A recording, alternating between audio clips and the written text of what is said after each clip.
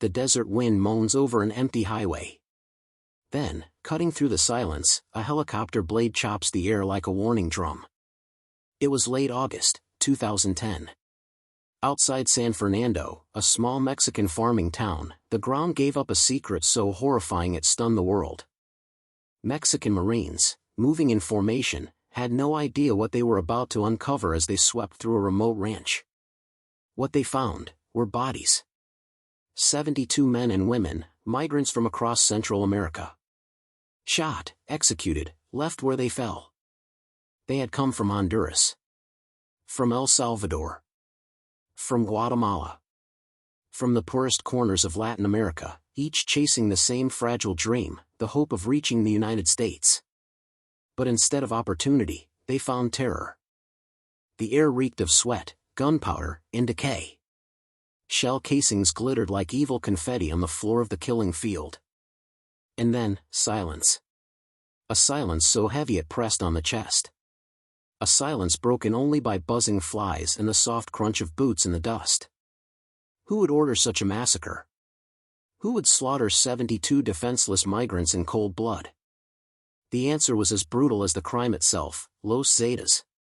A cartel born not in the shadows of traffickers, but in the fire of Mexico's own military. But this was more than an act of violence. This was theater. A warning. A message written in blood to anyone daring to cross their territory. Yet, even here, among the silence, the horror, the dead, there was life.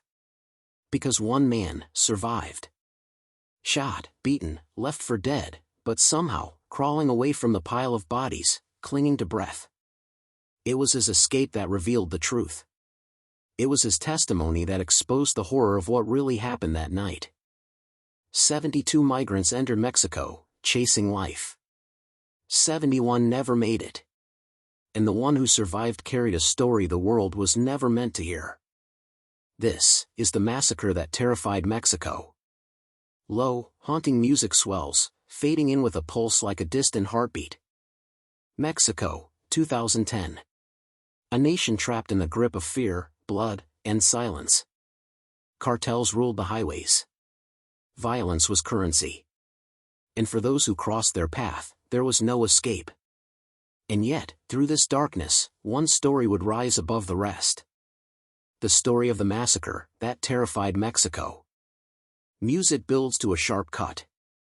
You're watching True Crime Cartel Originals.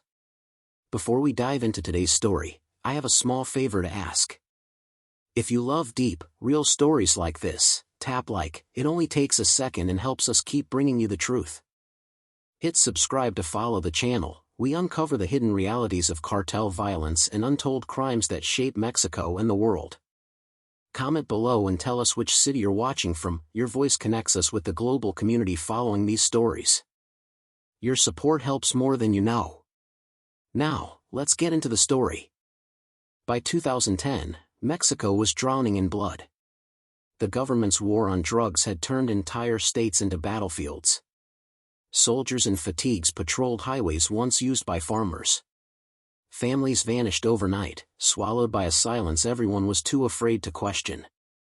The North, especially Tamaulipas, had become a war zone.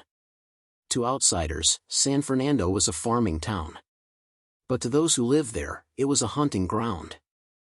At the center of this storm were the cartels. Among them, one name struck more fear than the rest: Los Zetas. Los Zetas were not born like ordinary cartels. They weren't traffickers turned killers. They were killers turned traffickers.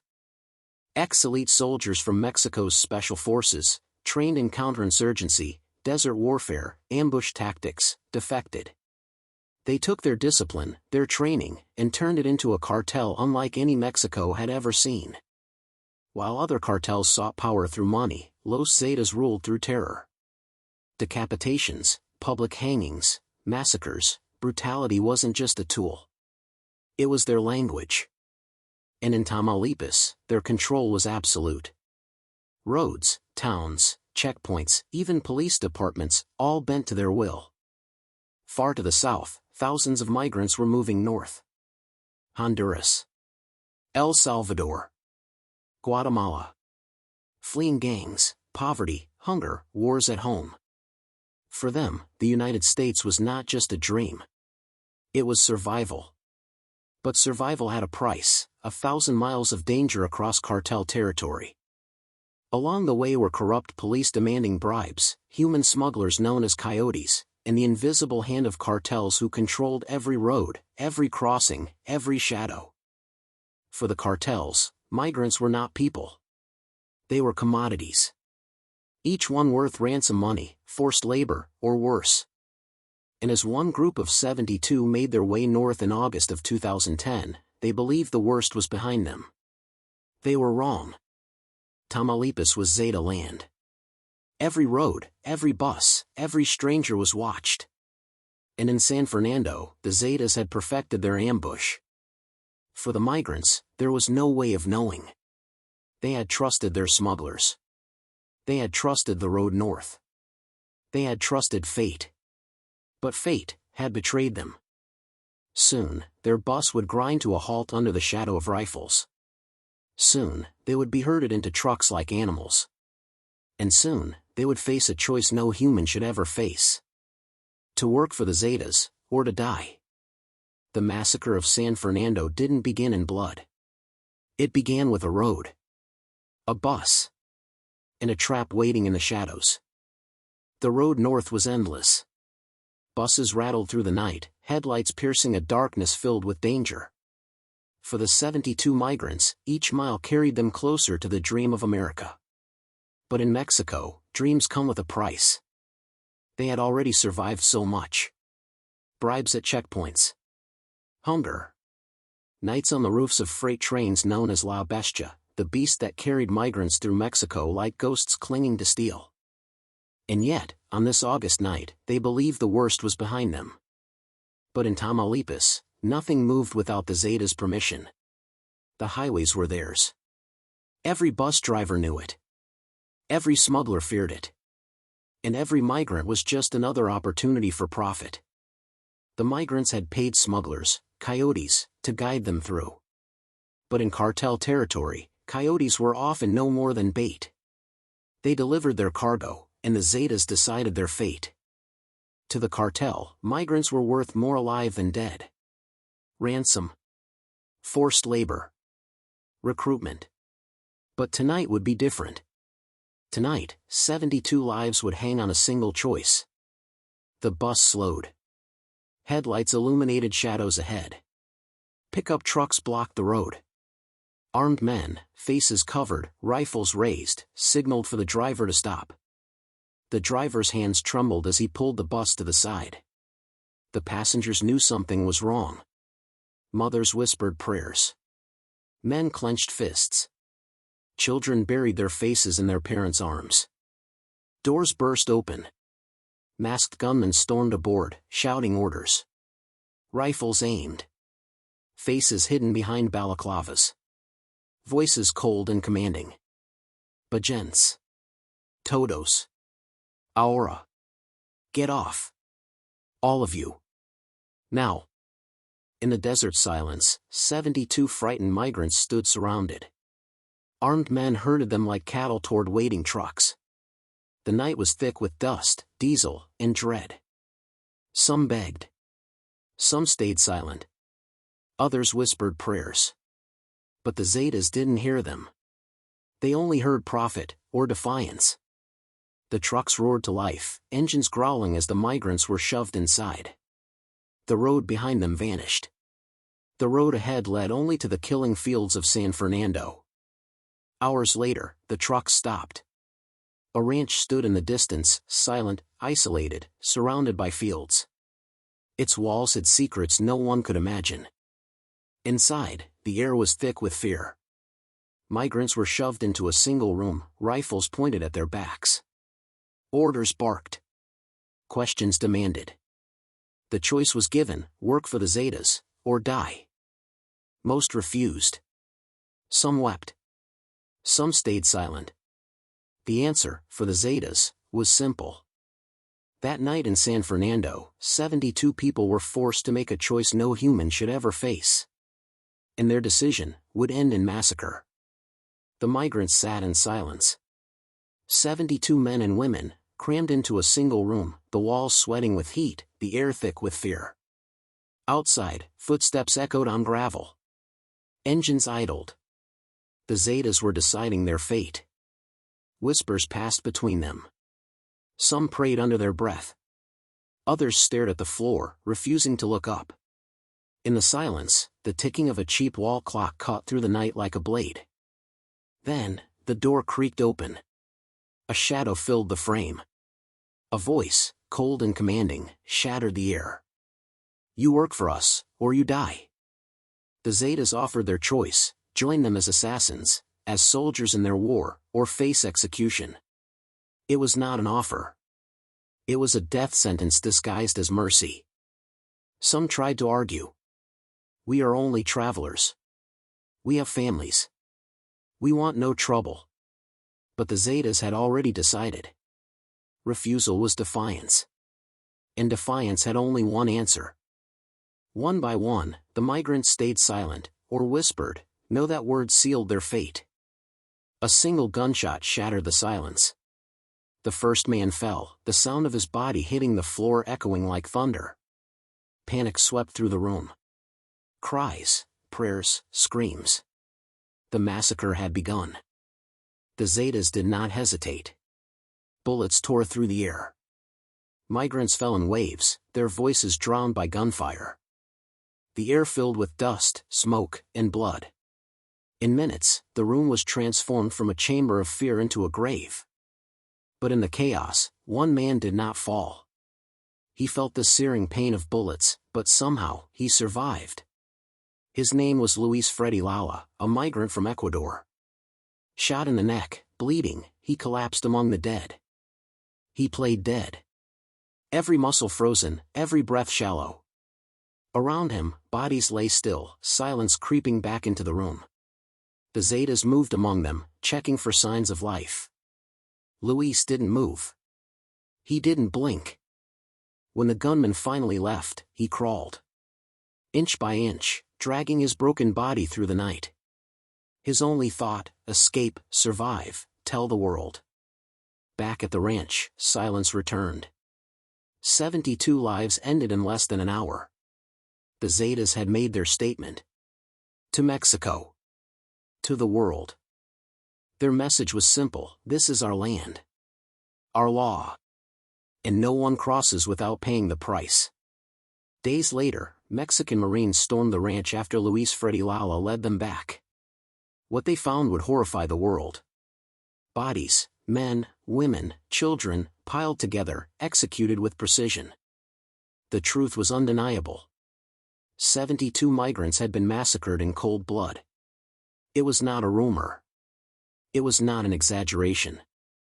It was Mexico's reality. The massacre sent shockwaves around the world. International headlines. Protests. Demands for justice. But in Mexico, people already knew this was not an isolated crime. It was part of something far bigger. The massacre of San Fernando was not just a tragedy. It was a warning. A reminder that in the land of the Zetas, life was cheap. And death was the only guarantee. But the massacre was only the beginning. What happened next would reveal the true depths of Mexico's war, and the empire of terror the Zetas had built. When news broke of the San Fernando massacre, the world gasped in horror. 72 migrants, slaughtered in cold blood. Governments demanded answers. Human rights groups demanded justice. But in Mexico, the silence was deafening. For the families of the dead, the news was unthinkable. Mothers, fathers, children, waiting at home for loved ones who would never return. Phone calls unanswered. Voices silenced forever.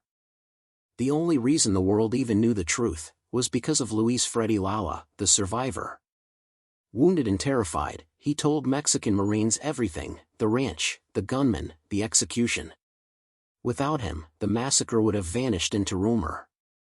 But even as his testimony spread, the Zetas whispered a warning: no one escapes us, no one speaks against us. Guided by Lala, Mexican Marines stormed the San Fernando ranch. What they found chilled even hardened soldiers: bodies, bound, bloodied, piled in silence. 72 lives, erased in one night. The discovery was too big to cover up completely. The government had to respond. But their truth would not be the whole truth. Authorities quickly released their statement: the Zetas kidnapped the migrants. They refused to work for them. So they were executed. Simple. Brutal. Case closed. But survivors, journalists, and investigators began to notice cracks in the story. Details didn't match. Evidence vanished. And too many questions were left unanswered. The town of San Fernando lived in terror. Locals whispered of disappearances, of buses hijacked, of police working hand in hand with the Zetas. Everyone knew, but no one dared to speak. Journalists who tried to report the truth were silenced. Some received threats. Others vanished. Their newspapers printed only what was safe. Investigations revealed something darker: the Zetas had infiltrated everything. Police. Local government. Even immigration offices. The very people meant to protect the migrants had betrayed them. Many believe the massacre could not have happened without protection from powerful hands. The ranch where 72 died was not hidden in the jungle, it was near major highways, military checkpoints, and towns where everyone knew the Zetas ruled. When forensic teams examined the bodies, new questions emerged. The official reports were vague, inconsistent. Some families never even received remains. Others received coffins sealed shut, for health reasons. Whispers spread: were all the dead truly migrants? Or had some been mistaken locals, bus passengers caught in the wrong place? To this day, some identities remain a mystery. The massacre drew fury across Latin America. Governments from Ecuador, Brazil, Honduras, El Salvador, Guatemala, they all demanded accountability. But Mexico offered little more than condolences. The United States condemned the killings, but behind closed doors, it knew this was only a glimpse of the larger war. The cartels controlled not just drugs, but human lives. In the months after the massacre, investigators who dug too deep often found themselves reassigned, or worse. Files disappeared. Witnesses recanted. The truth was buried under layers of fear. Even Luis Freddy Lala, the survivor, lived in fear. He had escaped death once, but the Zetas never forgot. For him, survival was a life sentence. By 2011, San Fernando had become a symbol, not just of one massacre, but of a nation where truth itself was hostage. The San Fernando massacre was never just a crime. It was a message, one written in blood, protected by silence, and echoed in fear. And the deeper investigators looked, the clearer it became: this was only the beginning. San Fernando became a ghost town. Streets emptied, businesses closed, families fled. It was no longer a place, it was a warning. A reminder of how absolute cartel terror could be. Those who stayed lived under silence. They did not speak of the massacre. They did not ask questions. Because in San Fernando, the dead were not the only ones buried. The truth was, too. And yet, migrants still came. Honduras. Guatemala. El Salvador. Ecuador. The same roads, the same desert heat, the same buses heading north. Driven by poverty, violence, dreams of survival. The massacre of 72 did not stop them. But it changed the way they traveled: more fear, more secrecy, more shadows. Every stop along the journey carried the question: will I make it alive? 1 year later, in 2011, investigators discovered something even darker in San Fernando: mass graves. Hundreds of bodies, migrants, locals, bus passengers, all victims of the Zetas. The massacre was not an isolated atrocity. It was part of a system, a conveyor belt of death, where those who resisted, those who spoke, or those who simply crossed paths with the Zetas, disappeared forever. For families across Latin America, San Fernando became a wound that never healed. Some received their loved ones' remains years later. Others never did. To this day, mothers still carry photographs, searching, begging for answers. And every year, vigils are held, candles lit for 72 lives, each flame a silent accusation against the silence of those in power. The Zetas had always thrived on terror. But San Fernando was different. It was not just a crime. It was a message: we are stronger than the state, and we decide who lives and who dies. And that message echoed far beyond Mexico. Across borders, across continents, the massacre became a symbol of the narco war's reach, its cruelty, its unstoppable grip. But in Mexico itself, the memory was dangerous. Few documentaries were made. Few officials spoke openly. Those who tried to investigate often found doors closed, records missing, threats waiting. Even today, the San Fernando massacre is not taught in schools. For many, it exists only in whispers. A story passed down like a secret, a ghost that refuses to rest. Luis Freddy Lala, the lone survivor, became both a witness and a target. He escaped death once, but lived forever under the shadow of those 72 voices. His story kept the massacre alive. But it also kept him in danger. And for other migrants who survived kidnapping, the pattern was the same: live quietly, hide your face, pray the Zetas never find you. The San Fernando massacre revealed something larger than a cartel crime. It showed the fragility of the Mexican state. It showed how entire regions could be swallowed whole by fear. And it showed that sometimes, truth itself could be executed, alongside its victims. Internationally, the massacre faded from headlines. New wars, new crises, new tragedies pushed it aside. But for those connected to the victims, it never ended. San Fernando is more than history. It is a warning. That when violence becomes normal, when corruption shields killers, and when silence becomes survival, massacres are not tragedies. They are inevitabilities. 72 migrants. Fathers. Mothers. Daughters. Sons. Dreamers. They died nameless to many, but not forgotten. Their story still whispers across the highways of Mexico, still shadows the footsteps of every migrant walking north. The San Fernando massacre was not just an act of cruelty. It was a declaration that life itself could be stolen in silence. And as Mexico's war rages on, one question still lingers in the air, unanswered, haunting. How many more graves wait to be uncovered? When the gunfire fades, when the graves are covered, when the cameras leave, what remains? In San Fernando, silence became the loudest sound. But silence is not peace. It is fear, stretched thin across years. San Fernando was supposed to be an aberration, an unspeakable act never to be repeated. But in truth, it was a glimpse into the machinery of a war without end. After the massacre, after the graves, after the vigils, the Zetas did not disappear. Splinter groups emerged. Rival cartels filled the vacuum. The machine of death adjusted, recalibrated, and kept moving. Governments changed, presidents promised reform, generals were deployed. Yet the massacres continued. San Fernando was not the end. It was a template.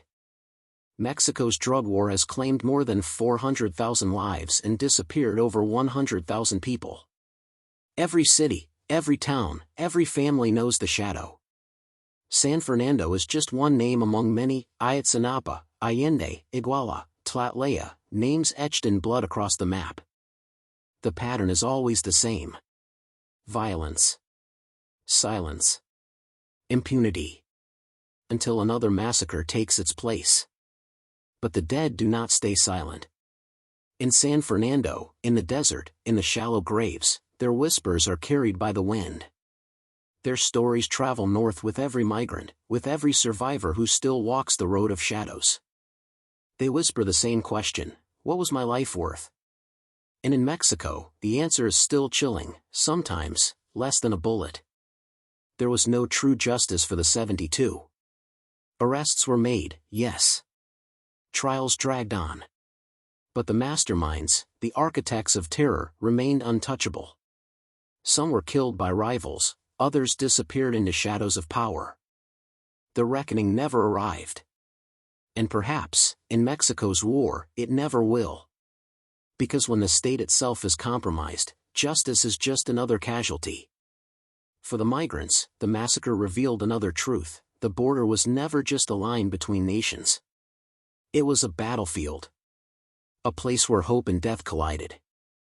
And for the United States, San Fernando posed an uncomfortable reality: the war fueling this violence was not only Mexico's. The guns, the money, the demand for drugs, much of it flowed from the north. Today, the children of San Fernando grow up in a town haunted by what was buried. Some refuse to speak of it. Others whisper about the ghosts on the road, about buses that disappear, about dreams cut short. For them, the massacre is not history. It is inheritance. A reminder that in Mexico, survival is not guaranteed by innocence, or age, or faith. The San Fernando massacre remains Mexico's open wound, too raw to heal, too painful to close. Every year that passes without justice deepens the scar, until the line between past and present blurs. It is not only about the 72. It is about all who vanished. All who never came home. It is about a country that bleeds in silence, one massacre at a time. In the end, the San Fernando massacre was not just an atrocity. It was a mirror. A reflection of what happens when fear rules, when truth is buried, when lives are cheapened to nothing more than statistics. And so we return to the same desert, the same road, the same silence where it began. A silence heavy with 72 ghosts, and countless more to follow. San Fernando was meant to terrify. It succeeded. But perhaps the true terror is not what happened in 2010. It is the knowledge that it could happen again. The massacre at San Fernando is more than history. It is a shadow that still clings to Mexico's highways, to its borderlands, to its people. Even now, years later, the silence of that desert road feels alive, as if the earth itself remembers. There was one survivor. A migrant who lived through the horror by sheer chance. His testimony cut through the lies, through the fog of fear. They told us to work for them, or die. When we refused, they opened fire. I fell, pretending to be dead. I lay still while everyone around me was slaughtered. Their voices, their screams. I still hear them. His words are the closest we have to hearing the voices of the 72. 72 dreams, 72 lives, 72 silences. The San Fernando massacre was not random. It was not chaos. It was a message. A message written in blood, carved into the land for the world to see. It told the people, fear us. It told the state, we control more than you will admit. And it told the world, this is what happens when terror rules unchecked. Many of the 72 never made it home. They carried letters in their pockets, phone numbers scrawled on paper, small notes of hope meant for family across the border. Notes that were never delivered. For the mothers, for the fathers, for the children left waiting, silence became the only answer. A phone that never rang. A door that never opened. Locals say the highway near San Fernando is haunted. That at night, if you drive through, you can hear footsteps on the asphalt. Some swear they've seen shadows walking in the desert, dozens of them, moving north, endlessly walking but never arriving. 72 souls, still searching for the freedom they were denied. The San Fernando massacre was not only about 72 lives lost. It was about a system built on blood, silence, and fear. It was about what happens when terror is allowed to rule unchecked. But it was also about dignity. About 72 people who refused to bow to terror, who refused to become soldiers in a war they never chose. Their courage cost them their lives, but their silence speaks louder than fear. And so, the story ends where it began, on a deserted road in San Fernando. A place where the wind still whispers, and the shadows still walk. Remember San Fernando. Remember the 72. If the story of San Fernando moved you, and you want to remember the voices that were silenced, like this video, share it with others, and comment below with your thoughts. And don't forget to subscribe. We uncover the hidden truths of history, the stories that demand to be heard, and the dark realities the world often tries to forget. Your support ensures these stories are never silenced.